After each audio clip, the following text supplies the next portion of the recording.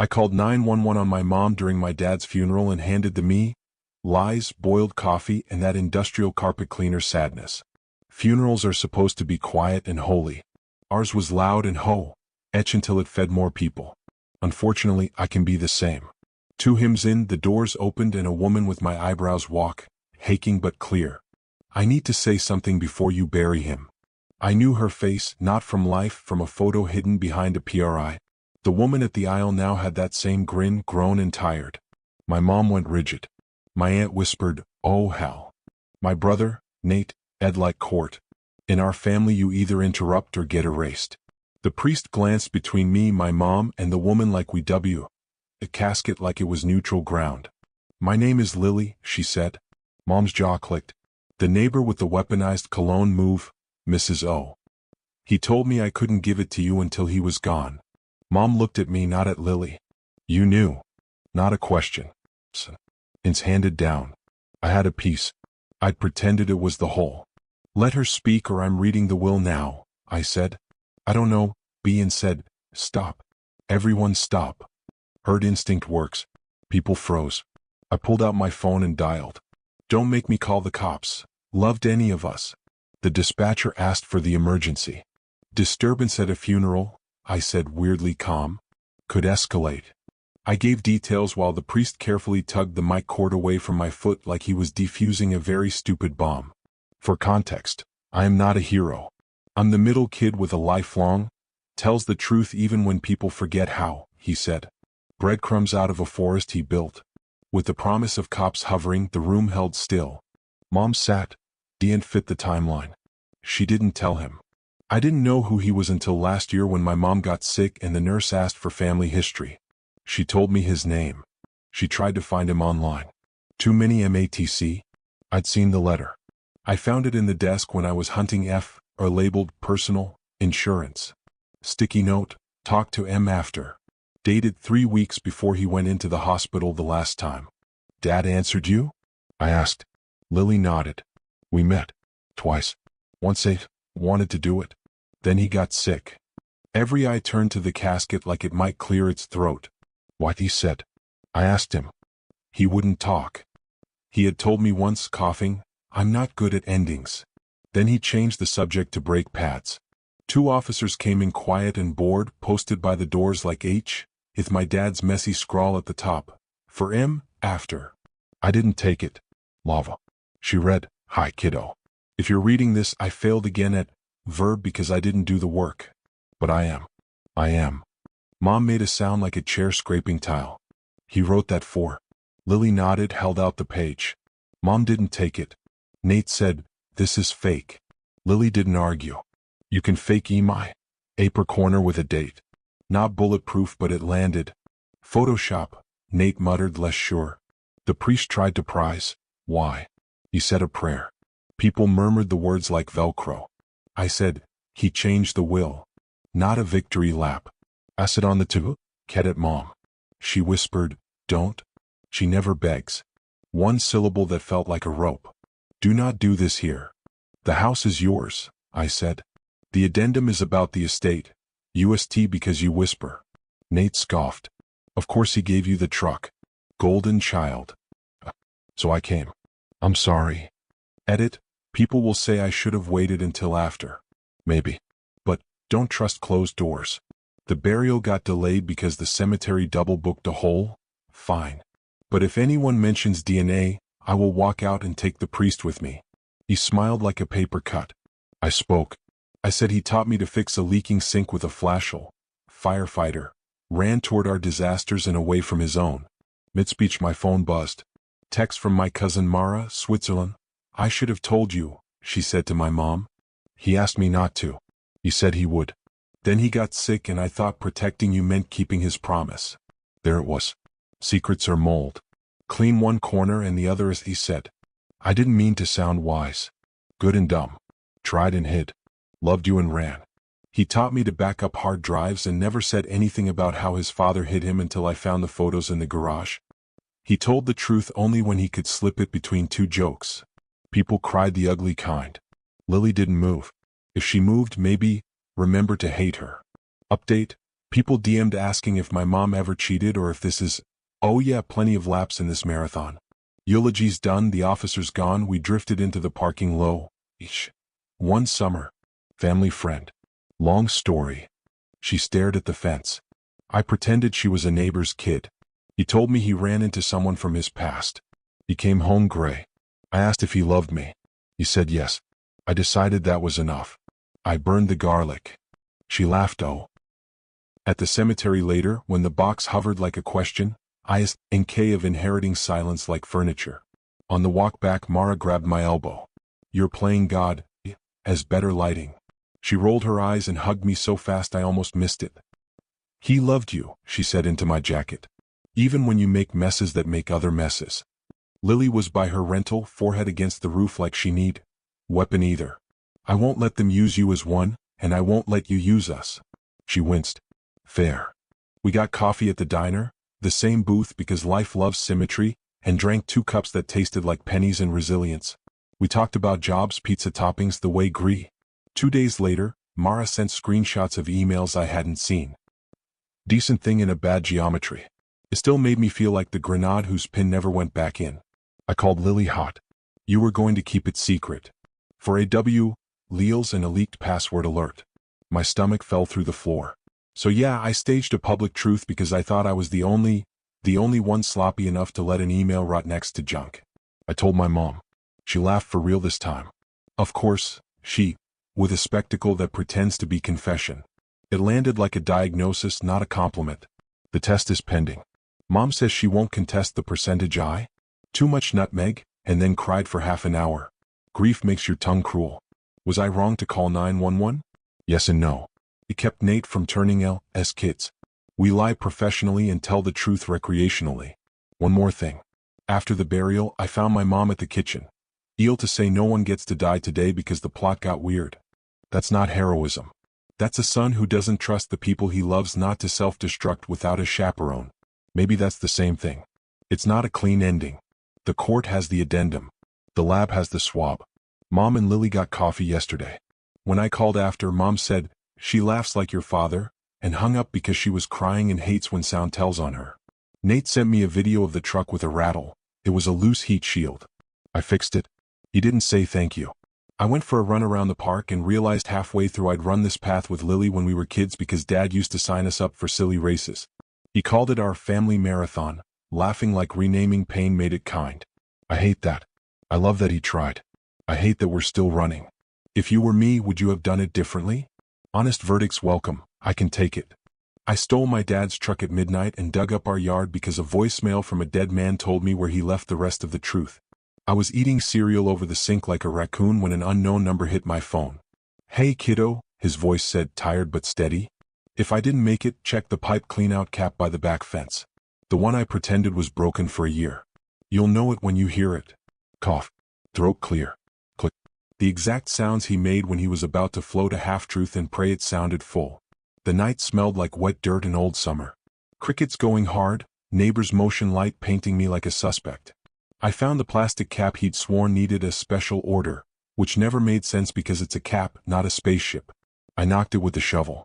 Hollow. A small clink answered, not pipe, not rock, coin in a cup energy. I twisted, lifted, and pulled out a muddy cigar tube wrapped in old tape. Inside, a folded map, a safety deposit box key, and a thin strip of paper in his handwriting. Paper tells the truth, but people decide if it counts. I didn't feel grateful. I felt tired, angry, and like someone left me a group project in a class I never signed up for. I wiped the tube on my shirt and stood there with the map shivering in my hands like it could catch a chill.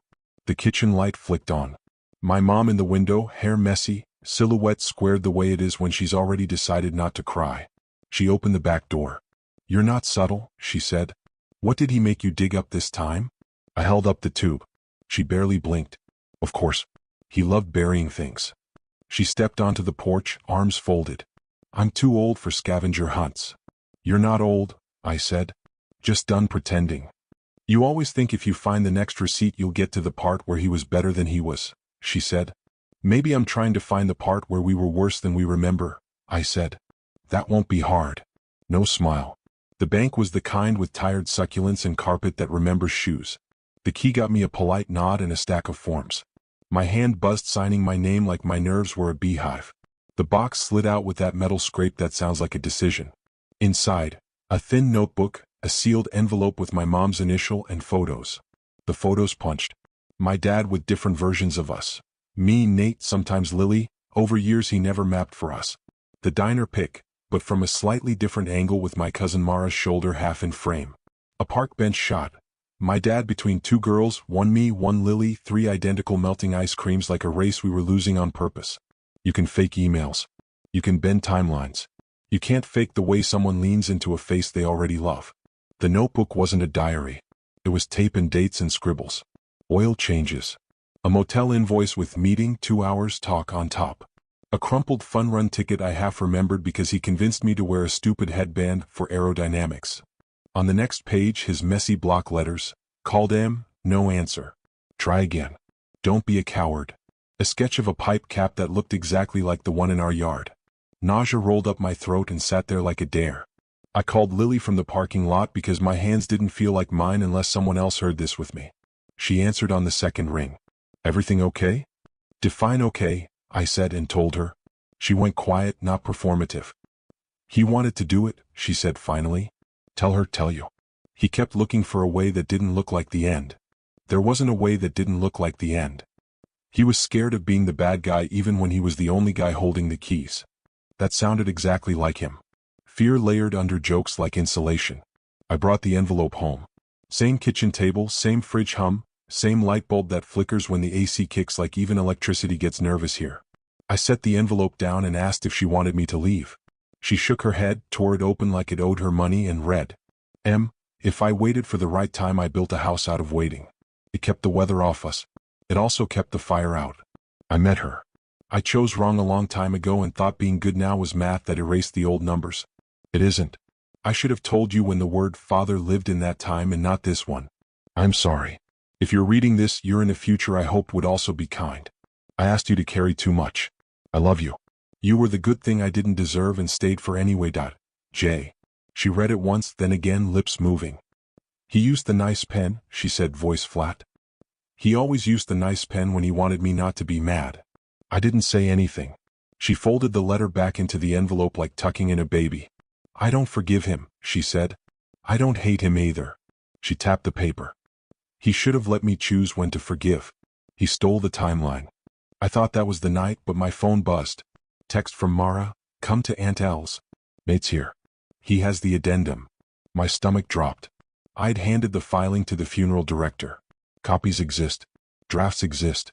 If Nate had one, chaos had already found a chair. Aunt Elle's porch light makes everyone look like they're under oath. Nate was on the steps with a manila envelope and that look I know too well. Tired, wired, a little high on righteousness, maybe a little high on something else. You don't get to decide what happens with this, he said before I hit the top step. He was my dad too. I don't get to decide, I said. The court does. That's the point of paper. Paper is your religion, he said. Mine is survival. Mara hovered at the door. Aunt Elle wrapped her arms around herself like a coat.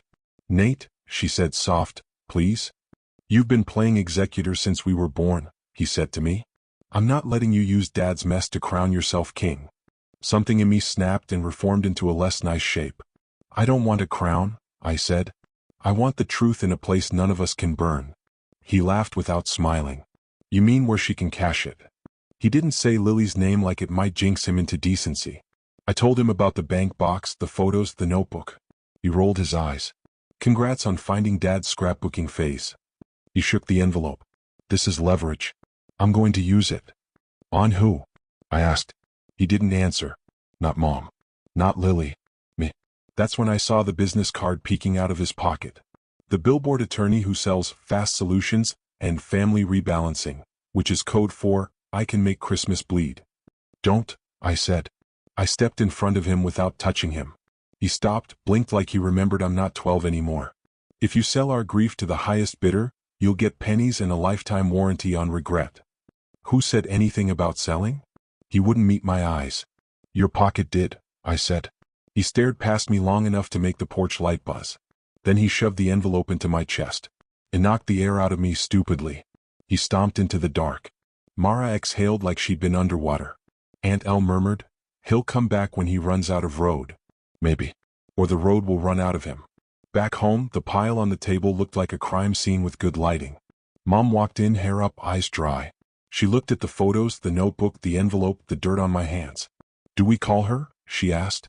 It took me a beat to process who her meant. "Lily?" She nodded. I waited for conditions, rules, and edge. None came. "We can't stall a storm by renaming it," she said. "But we can stop pretending thunder is traffic." We put Lily on speaker. "Hey," she answered, wary. "I'm not going to be kind in a way that lies to you," my mom said. "I don't forgive your mother. I don't forgive mine. I'm working on forgiving myself. The paper says what it says. He left what he left." Lily didn't speak for a few seconds. "Okay. I want a copy of every photo in that box," Mom added. A shaky laugh. "Deal. Do you want to come for Sunday lunch?" Mom asked. Silence. Microwave hum. House ticking. "Yes," Lily said. Then smaller, "Are you sure?" "No," Mom said. "But I'm trying." Sunday lunch at our house is spaghetti, salad, bread that pretends it's fancy. The sauce simmered like a peace offering. The kitchen felt warmer than the thermostat. Lily showed up with a pie from a bakery that used to be a mechanic's shop. The owner kept the lift and turned it into a pastry display. She stood in the doorway like a metal detector might go off. Mom wiped her hands. "You're blocking my oven heat," she said, which is her weird way of saying come in. Lily smiled and stepped aside. We ate like normal people for 10 minutes. Clinks, chews, safe small talk. Then Mom set down her fork. "Did he ever tell you about getting fired from the hardware store?" "He told me he quit," Lily said.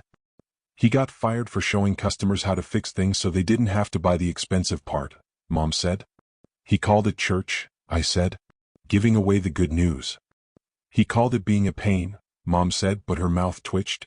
For a second the table felt like a bridge and not a battlefield. After I showed Lily the notebook and photos. She traced one with her finger like checking if it would smudge. "He kept everything," she said. "Even the wrong turns." "He kept everything and still didn't have enough hands for it," Mom said. "Thank you," Lily said to both of us, and something in the house unclenched. One nail easing out of a board you thought was permanent. Edit? No, we didn't talk money at the table. Not noble, just human. We wanted one meal without math. Papers are with the court. Percentages become lines on checks. Future us can argue, present us 8 pie. That night, Nate texted a photo of a motel sign and 3 dots that blinked and vanished twice. Finally, "I can't do lunch. I'm not a prop in your forgiveness play." "You're not a prop," I typed back. "Your family. Show up messy." No response. The dots stayed gone. The house settled like it was remembering where the weight used to be. 2 days later the lab called. I let it go to voicemail because I was scared to hear a sentence say what my eyes already knew. The message was clinical and short.